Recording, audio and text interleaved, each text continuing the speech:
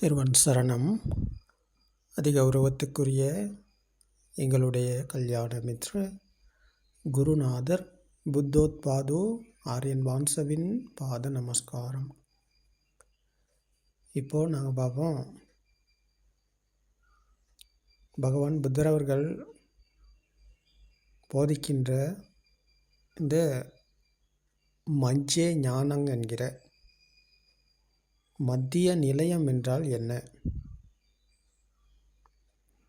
மத்திய நிலையத்திலிருந்து கொண்டுதான் பகவான் புத்தர் அவர்கள் இந்த சத்தியத்தை போதனை செய்கிறார்கள். அப்போ இந்த மத்திய நிலையம் என்றால், இந்த நடுநிலை என்றால் என்ன? மத்திய நிலையம் என்பது நடுநிலை. அப்போ அது இரண்டு பக்கத்துக்கும் இல்லாதது. இரண்டு பக்கங்கள் என்பது நல்லது கெட்டது. இப்போ நாணயத்தில் நாங்கள் இரண்டு பக்கங்களை பார்க்கிறோம். பூ, தலை, அவை இரண்டு பக்கங்கள். அப்போ இரண்டிலும் இரண்டிற்கும் இல்லாத இரண்டு பக்கங்களிலும் இல்லாத நிலைதான் இந்த மத்திய நிலையம், நடுநிலை. அந்த நடுநிலையானதில் எங்கேயும் இருப்பது கிடையாது. நடுநிலை என்பது இருப்பதொன்று கிடையாது. அப்போ இது புரிந்து கொள்ளக்கூடியது. இது சங்கித்தே நிப்பிதாய, இது புரிந்து கொள்ளக்கூடிய சத்தியம். அப்போது இதை புரிந்து கொள்பவர் இந்த நடுநிலையத்துக்குத்தான் வருகிறார். சத்தியத்தை புரிந்து கொள்பவர் தான் இந்த நடுநிலைக்கு வருகிறார். அப்போ அவர் நல்லதிலும் இல்லை, கெட்டதிலும் அவர் இல்லை. அப்போ இரண்டு பக்கங்களிலும் இரண்டு உச்சக்கட்டங்களிலிருந்தும் மீண்ட நிலைதான், மீண்ட சுபாவம்தான் இந்த நடுநிலை, மத்திய நிலையம். அப்போ இப்போ நல்லது கெட்டது, இன்பம் துன்பம், லாபம் நட்டம், புகழ்ச்சி இகழ்ச்சி, இப்போ இதுதான் இரண்டு பக்கங்கள், இரண்டு உச்சக்கட்டங்கள். அப்போ இதில் தான் மனிதர்கள் எல்லாம் வாழ்கிறாங்க. இப்போ நல்லது என்பது இருந்தால் கெட்டதும் இருக்கத்தானே செய்யுது. லாபம் இருந்தால் நஷ்டமும் இருக்கத்தானே செய்யுது. புகழ்ச்சி இருந்தால் இகழ்ச்சியும் இருக்கத்தானே செய்யுது. அப்போது இன்பம் இருந்தால் துன்பமும் இருக்கத்தான் செய்யுது. அப்போ இது இரண்டு உச்சக்கட்டங்கள். அப்போ இதுதான் மனிதன், சாமானியமான மனிதன் வாழும் முறைதான் இந்த இரண்டு பக்கங்களில் வாழும் முறை. எந்த நாளும் அவர் நல்லதாகவே இருக்க மாட்டார். அவர் கெட்டவராகவும் மாறுவார். இருந்தாலும் லாபத்தை மட்டும் அவர் சம்பாதிக்க மாட்டார். நஷ்டத்தையும் சம்பாதிக்க வேண்டி வருது. அதே போல் இருந்தாலும் மகிழ்ச்சியாக இருக்க மாட்டார். துன்பமாகவும் இருப்பார். இன்பமாக இருக்க மாட்டார், துன்பமாகவும் இருப்பார். அப்போ இது சாமானியமான மனிதனுடைய ஒரு சுபாவம். அப்போ இதற்கு பெயர் தான் கர்மா என்று சொல்கிறாங்க. நல்லது கெட்டது, இன்பம் துன்பம், லாபம் நட்டம், புகழ்ச்சி இகழ்ச்சி, இதில் தடுமாறி தட்டுக்கட்டு பிறந்து வயோதிபம் சென்று நோய்வாய்ப்பட்டு இறந்து போகும் ஒரு மனிதன் பல இன்னல்களுக்கு, பல பிரச்சனைகளுக்கு முகம் கொடுத்து, பல மதங்களின் பின் போய், மதங்கள் சொல்லும் இந்த விஷயங்களை தான் அதை பின்பற்றி செயல்பட்டு பிரார்த்தனைகளில், பூஜைகளில், வேண்டுதல்களில் வாழும் மனிதன்தான் இந்த இரண்டு பக்கங்களில் வாழும் மனிதன், இந்த இரண்டு உச்சக்கட்டங்களில் வாழும் மனிதன். அப்போது இது கர்ம பூமி. கர்மத்தை சுமந்து போகும் மனிதனின் சுபாவம் தான் இந்த இரண்டு பக்கங்களில் வாழும் மனிதனின் சுபாவம். அப்போது பகவான் புத்தர் அவர்கள் கூறும் இந்த மஜ்ஜே ஞானம் என்கிற மத்திய நிலையம் என்பது இரண்டு உச்சக்கட்டங்களிலிருந்தும் மீண்ட சுபாவம், இரண்டு பக்கங்களிலிருந்தும் மீண்ட சுபாவம். அப்போ அது மீளும் போது அப்போ அங்கே அவர் கர்மத்திலிருந்து தான் மீள்கிறார். கர்மத்திலிருந்து அவர் விடை பெறுகிறார். அப்போ அங்கே விடை பெற்ற போது இந்த மத்திய நிலையத்துக்கு வருகிறார். அப்போ இது எப்படி சாத்தியமாகும்? இது எப்படி நாங்கள் இதை புரிந்து கொள்வது? எப்படி நாங்கள் இதை ஏற்றுக்கொள்வது என்பது உங்களுக்கு ஒரு கேள்வியாக வரும். அப்போ இதை புரிந்து கொள்ளத்தான் பகவான் புத்தர் அவர்கள் கூறுகிறார்கள் இந்த தத்துவத்தை. தத்துவமானது தான் நாங்கள் எல்லாம் நினைத்து கொண்டிருக்கிறோம், எல்லாம் இருக்கிறது என்று. இந்த நினைப்பில் வாழும் மனிதன் தான் இந்த மனதின் மாய்க்குள்ளே வாழ்கிறாரு. இந்த எல்லாம் இருக்கிறது என்று நினைத்து பிடித்து கொண்டு, அப்போ அதில் நல்லது கெட்டது, இன்பம் துன்பம், லாபம் நட்டம், புகழ்ச்சி இகழ்ச்சி என்று 2 பக்கங்களில் வாழும் மனிதன் அந்த கர்மத்தில் தான் வாழ்கிறார். அப்போ கர்மத்தை வெல்லும் வழிக்கு வருபவர், பகவான் புத்தர் சென்ற வழிக்கு வருபவர் தான் இந்த மத்திய நிலையத்துக்கு வருபவர். அப்போ அவர் பகவான் புத்தரின் தத்துவத்தை கேட்டவராகத்தான் இருக்க வேண்டும். பகவான் புத்தர் அவர்கள் கூறிய தத்துவம் பற்றி தெரிந்து கொள்ளாத ஒருவர் மஜ்ஜை ஞானம் என்ற மத்திய நிலையத்துக்கு வர முடியாது. ஏனென்றால் இது எங்கேயும் இருப்பது கிடையாது. மஜ்ஜை ஞானம் என்பது மத்திய நிலையம் என்பது 2க்கும் நடுவில் இருப்பது ஒன்று கிடையாது. இப்போ நாங்கள் நினைக்கிறோம் இப்போ 2 பக்கங்களில் இருந்து மீண்ட போது நடுவில் ஒரு நிலை இருக்குது அப்படின்னு சொல்லி. இல்லை, அப்படி ஒன்று இல்லை. நடுநிலை என்று ஒன்று கிடையாது. 2 பக்கங்கள் தான் உலகம், அதுதான் கர்மா. அப்போ 2 பக்கங்களிலிருந்து மீண்ட போது உலகத்திலிருந்து அவர் மீள்கிறார். அவர் கர்மத்திலிருந்து மீள்கிறார். கர்மத்திலிருந்து மீண்ட போது மத்திய நிலையத்துக்கு வருகிறார் என்றால் அப்படி ஒன்று கிடையாது. மத்திய நிலையம் என்று ஒன்று இல்லை. அப்போ இதுதான் புரிந்து கொள்ளக்கூடியது.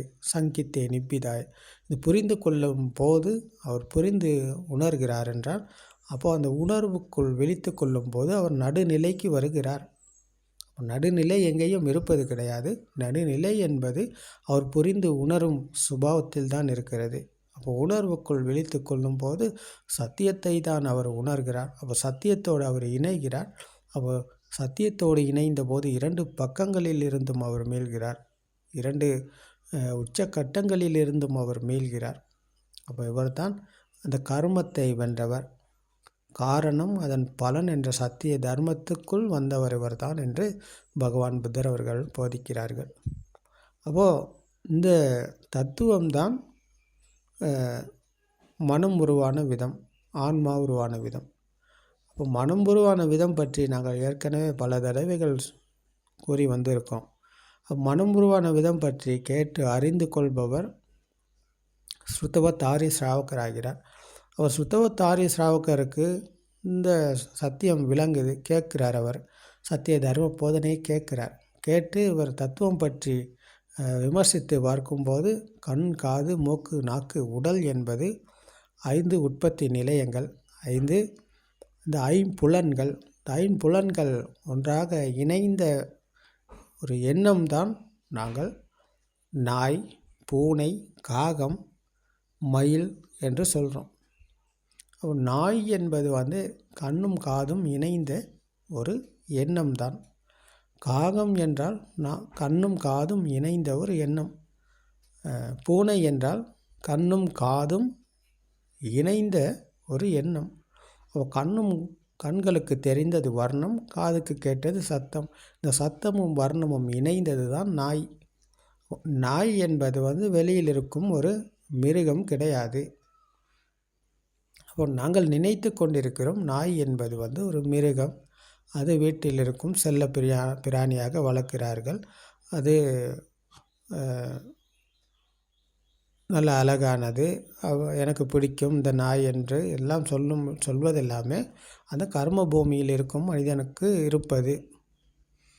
அது 2 பக்கங்களில் இருக்கும் மனிதன் சொல்வது. அப்போ நல்ல நாயும் இருக்குது, கெட்ட நாயும் இருக்குது. அப்போ பிடிச்ச நாயும் இருக்குது, பிடிக்காத நாயும் இருக்குது. அப்போ இதுதான் 2 உச்சக்கட்டங்கள். அப்போது நாய் என்பது சத்தமும் வர்ணமும் இணைந்தது என்ற சத்தியத்தை அவர் உள்வாங்கி சத்தியத்தை காணும்போது அவர் நாய் என்பது வெளியில் அல்ல. நாய் என்பது இது இந்த சென்சர்களால் உள்நுழைந்தது. கண்களுக்குள் உருவானது, காதுக்குள் உருவானது. கண்களுக்கு வர்ணம் தெரியலைன்னா, காதுக்கு சத்தம் கேட்கலன்னு சொன்னால் நாய் என்பது வெளியில் எங்கேயும் இருப்பது கிடையாது. அப்போ கண்ணும் காதும் இணைந்தது தான் நாய். அப்போ அது வெளியில் இருக்கும் ஒன்று கிடையாது, அது மனதில் இருக்கும் ஒரு எண்ணம் என்ற சத்தியத்தை அவர் புரிந்து கொள்ளுகிறார். புரிந்து கொண்ட சத்தியத்தை நடைமுறையில் கையாண்டு பார்க்கும்போது நாய் என்பதை பிடித்து பார்த்தா அது இறுக்கமான ஒரு மென்மையான ஒரு உஷ்ணமான ஒரு குளிரான ஒரு தன்மையைத்தான் அவருக்கு கைகளுக்கு ஸ்பரிசத்தை கொடுக்குது. கண்களுக்கு தெரிந்தது வர்ணம், காதுக்கு கேட்டது சத்தம், மூக்கால் முகந்து பார்த்தா ஒரு துர்நாற்றம் அல்லது வாசனை. அப்போது இந்த ஸ்பரிசங்கள் எல்லாம் சேர்ந்தது தான் நாய் என்ற எண்ணம். அப்போ நாய் என்ற எண்ணம் என்பது மனதில் தானே இருக்குது. மனதில் இருக்கும் எண்ணம் தான் நாங்கள் வெளியில் இருக்குன்னு சொல்லி நினைத்து பிடித்து கொண்டிருக்கிறோம். அவர் பிடிப்பில் இருப்பவர் தான் 2 பக்கங்களில் இருக்கிறார், 2 கட்டங்களில் இருக்கிறார், 2 உச்சக்கட்டங்களில் இருக்கிறார். அப்போ அது நாய் வெளியில் இருக்கிறது என்று நினைத்து பிடித்து கொண்டிருப்பவர். அப்போ அவர் இருப்பது கர்ம பூமியில். அப்போ இந்த சத்தியத்தை புரிந்து உணர்பவர் காரணம் அதன் பலன் என்ற சத்தியத்துக்குள் தான் அவர் வருகிறார். பகவான் புத்தர் அவர்களின் இந்த தத்துவம் பற்றி தெரிந்து புரிந்து உணர்கிறார். அப்போ அவர் காரணம் அதன் பலன் என்ற சத்தியத்துக்குள் விழித்து கொள்ளுகிறார். அவர் விழித்து கொள்ளும் போது அவர் பார்ப்பதில் உண்மை கிடையாது, கேட்பதில் உண்மை கிடையாது, முகர்ந்து பார்ப்பதில் உண்மை கிடையாது, சுவைத்து பார்ப்பதில் உண்மை கிடையாது, ஸ்பரிசத்தில் இந்த உடலுக்கு வரும் ஸ்பரிசங்களில் உண்மை கிடையாது. அப்போ உற்பத்தி நிலையங்களால் உள்நுழைவது எங்கேயும் இருப்பது கிடையாது. அது சென்சர்களால் ஸ்பாக்கானது. கண்களுக்கு வர்ணம் ஸ்பாக் ஆகுது, காதுக்கு சத்தம் ஸ்பாக் ஆகுது, மூக்குக்கு வாசனை, நாக்குக்கு சுவை, உடலுக்கு குளிருஷ்ணம், இவை அனைத்தும் ஸ்பாக் ஆகி கொண்டே தான் இருக்குது. அப்போ அதற்கு முடிவில்லை. அது ஸ்பாக் ஆகாமல் இருக்கணுமா இருந்தால் இந்த மூச்சு நிற்கணும். மூச்சு நிற்கும் மட்டும் அது கண்களுக்கு வர்ணம் ஸ்பாக் ஆகும். கண் தெரியுது, கண் என்பது கண் என்ற உற்பத்தி நிலையம் வேலை செய்யுதுன்னு சொன்னால், தொழில் படுதுன்னு சொன்னால், கண்களுக்கு வர்ணம் தெரியுதுன்னு சொன்னால், அப்போ கண்களுக்கு வர்ணம் எந்நேரமும் ஸ்பாக் ஆகி கொண்டு தான் இருக்குது. அப்போ காது என்பது கேட்குதுன்னு சொன்னால், தொழில் படுதுன்னு சொன்னால், அப்போ காதுக்கு சத்தம் எந்நேரமும் ஸ்பாக் ஆகி கொண்டு தான் இருக்குது. அப்போ அதை தடுக்க முடியாது, அதை யாராலும் நிறுத்த முடியாது. அது என்னாலும் வழக்கம் போல் அது நடந்து கொண்டு தான் இருக்கும். அதன் செயல்பாடு அதுதான். அப்போ அதில் உண்மை இது வெளியில் இருக்குது அப்படின்னு சொல்லி நினைத்து பிடித்து கொண்டு இருப்பது தான் மாயை, கற்பனை.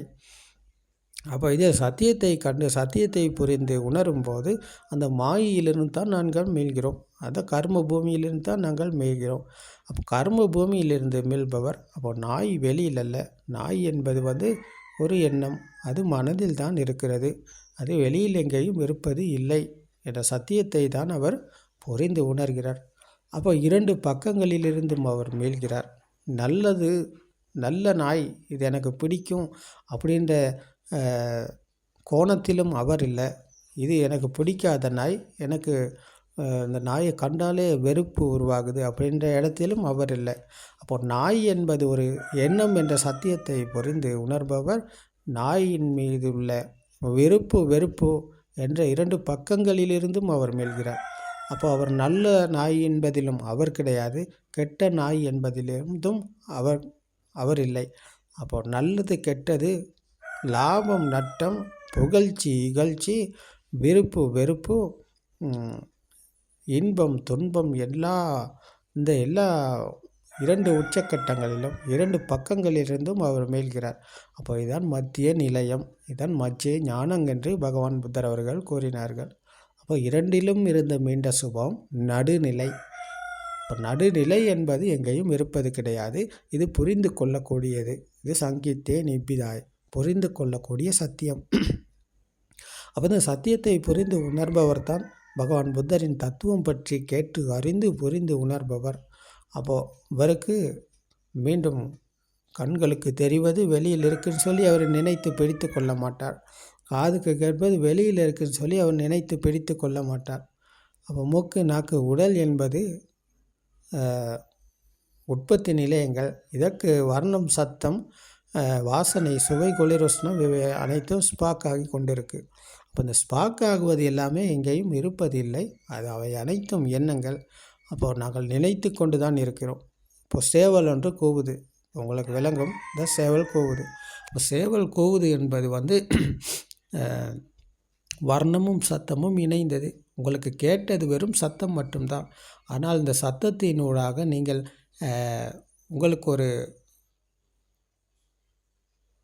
உங்களுக்குள் ஒரு உருவம் வந்து சேருது. அங்கே இந்த சத்தத்துக்கு ஒரு உருவம் வந்து சேருது.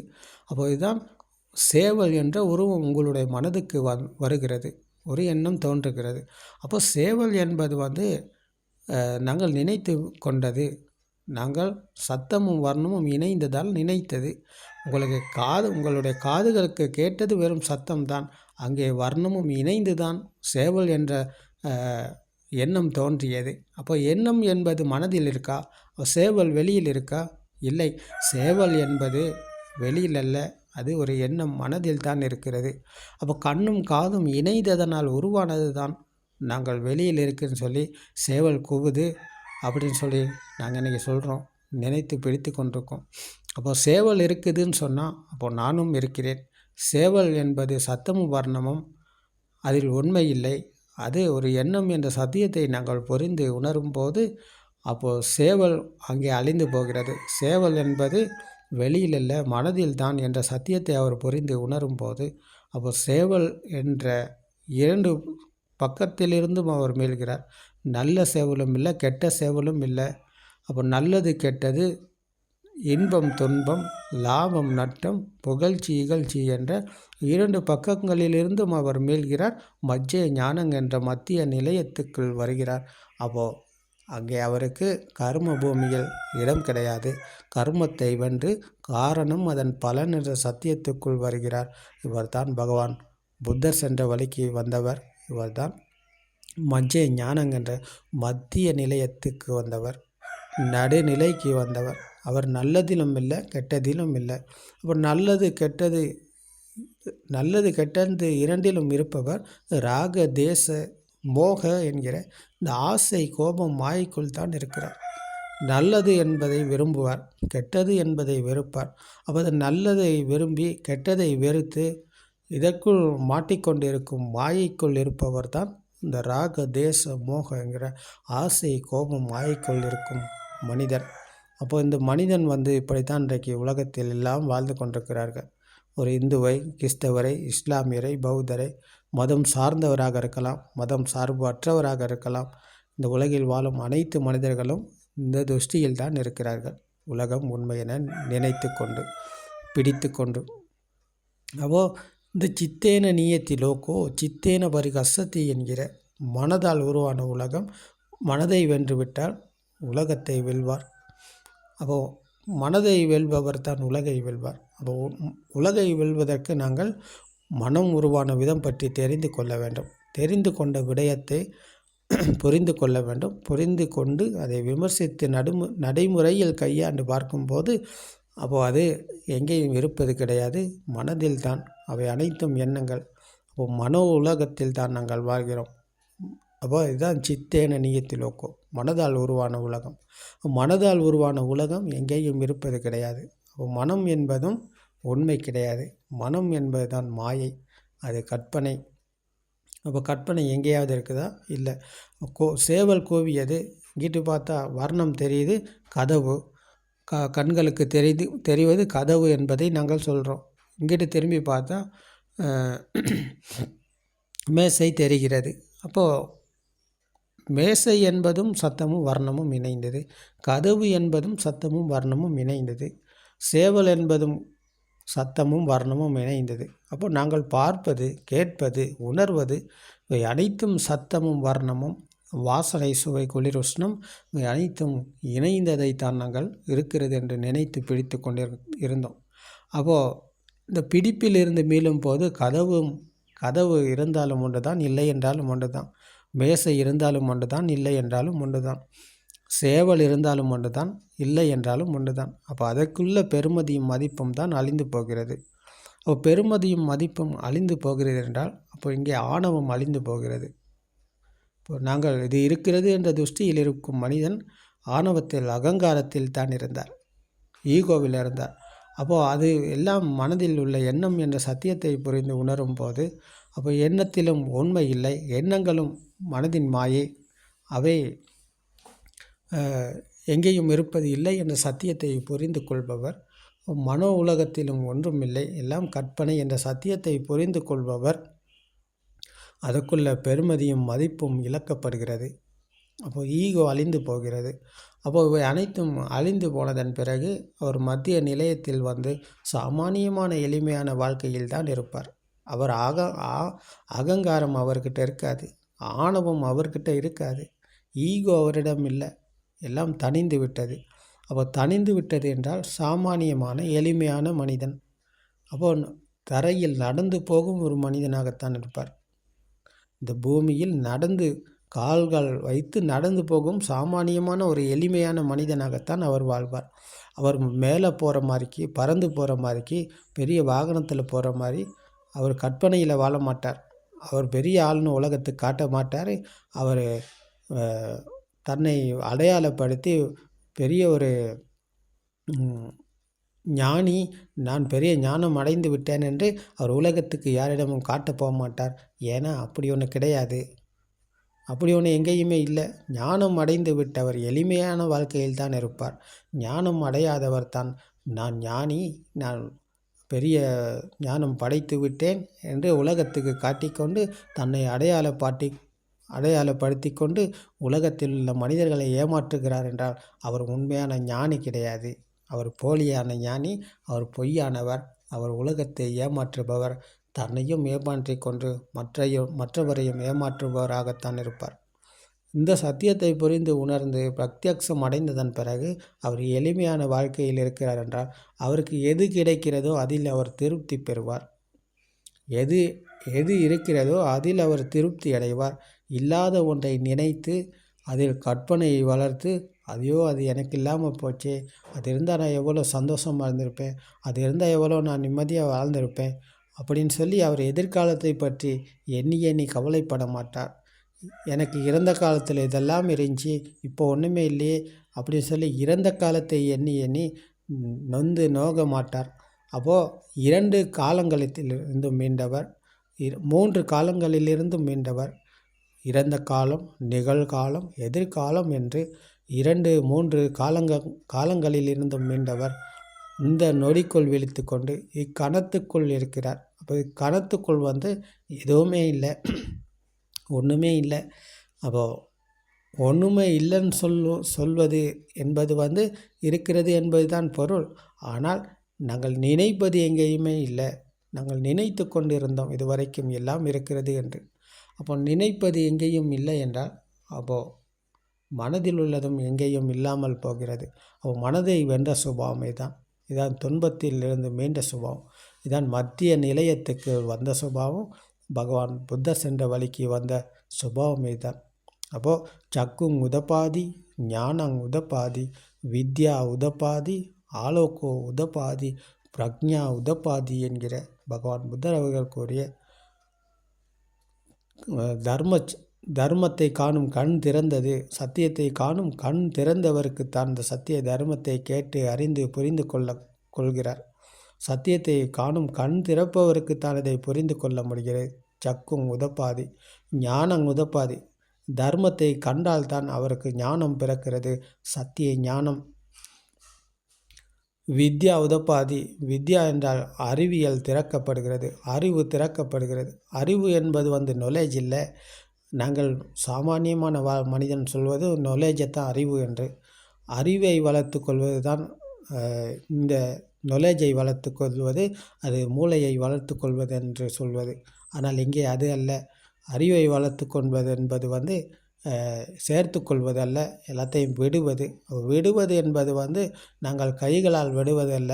சத்தியத்தை புரிந்து உணரும் போது, அவர் சத்தியத்துக்குள் விழித்து கொள்ளும் போது அவரிடமிருந்து எல்லாம் விடப்படுகிறது. அவர் விடப்படுவது என்பது அவர் நினைத்து செய்வது கிடையாது, அது அவருக்குள் நடப்பது. இது சத்தியத்தை உணர்ந்தவருக்கு நடக்கும் செயல். இதுதான் வித்யா உதப்பாதி. ஆலோக உதபாதி. ஆலோக உதபாதி என்றால் இங்கே சத்தியம் என்ற ஒளி வீசத் தொடங்கிவிட்டது. ஒளிக்குள் விழித்து கொண்டு விட்டார். சத்தியத்தை பிடித்து கொண்டார். அப்போ இதுவரை காலமும் நாங்கள் இருந்தது இருளில் தான் மூழ்கி கிடந்தோம். இருளுக்குள் மூழ்கி இருந்தோம். கண்கள் தெரிந்தும் குருடராக இருந்தோம். சத்தியத்தை காண்பவருக்கு வெளிச்சம் தோன்றிவிட்டது. அங்கே பிரகாசம் அளிக்கத் தொடங்குகிறது. இதுதான் ஆலோக உதபாதி என்று பகவான் புத்தர் அவர்கள் கூறினார்கள். பிரக்ஞா உதபாதி. பிரக்ஞா என்றால் என்ன? இதுதான் மனதின் மாயைக்குள் இருந்து மீளும் சுபாவம். மனதின் மாயைக்கு மீண்டும் அவர் அகப்பட மாட்டார். எண்ணங்களிலிருந்து மீளும் எண்ணங்களுக்கு வேல்யூ இல்லை, எண்ணங்களுக்கு மதிப்பு இல்லை. அப்போது இதுதான் ஞானம் என்று, இதுதான் பிரக்ஞா என்று பகவான் புத்தர் அவர்கள் கூறினார்கள். பிரக்ஞா பாவே தப்பங் விஞ்ஞானம் பரிஞையங். இந்த பிரக்ஞா என்கிற கண் திறந்ததன் பிறகு அவருக்கு மீண்டும் மனதின் மாயை உண்மையாகாது, கற்பனை உண்மையாகாது. அப்போது பகவான் புத்தரின் வழி இதுதான். அப்போது ஏகாயன மக்கோ அயம் பிக்கவே என்று பகவான் புத்தர் அவர்கள் கூறிய இந்த மத்திய நிலையத்தை தான் கூறினார்கள். மத்திய நிலையத்தில் பயணம் செய்து துன்பத்திலிருந்து மீள, மனதிலிருந்து மீள, நிர்வாணம் அடைய, இந்த நிரந்தரமான வழியில் நீங்களும் பயணம் செய்ய உங்களுக்கும் இந்த சத்திய தர்மம் துணையாக இருக்கும். திருவன் சரணம்.